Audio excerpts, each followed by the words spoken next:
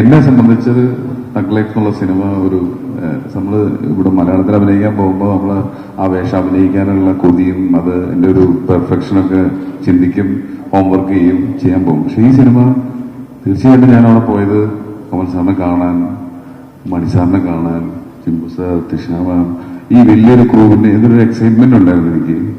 അപ്പോൾ ആ വർക്കിനെ കുറിച്ച് വെച്ച് ഞാൻ ചെയ്തത് എങ്ങനെയുണ്ടെന്നുള്ളത് ഞാൻ എപ്പോഴും മണിസാറിന്റെ അടുത്തും അസിസ്റ്റന്റ് ഡയറക്ടേഴ്സിനും ചോദിക്കും എങ്ങനെയുണ്ടെന്നുള്ളത്. കാരണം എനിക്ക് തന്നെ എന്റെ എക്സൈറ്റ്മെന്റിന്റെ മേലെയല്ല ഞാൻ അഭിനയിച്ചിരിക്കുന്നത്. അപ്പോ ഞാനും വെയിറ്റ് ചെയ്യാണ്. പക്ഷെ എന്നെ സംബന്ധിച്ച് ഈ ഒരു സിനിമയും ഇതും എന്റെ ജന്മസാഫിൽ എന്നൊക്കെ പറയില്ലേ, അതുപോലത്തെ ഒരു പരിപാടിയാണ്. വളരെ റീസെന്റ് ജോസിയേട്ടനെ അപ്രീഷിയേറ്റ് ഉണ്ടായിരുന്നു ആസ് എൻ ആക്ടർ, ഡയറക്ടർ.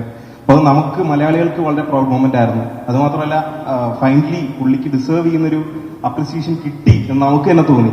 അപ്പോൾ പുള്ളി ഒരു ഡയറക്ടർ ഡെബ്യൂട്ട് ചെയ്തു. അത് അടിപൊളി സിനിമയായിരുന്നു പണി എന്ന് പറയുന്നത്.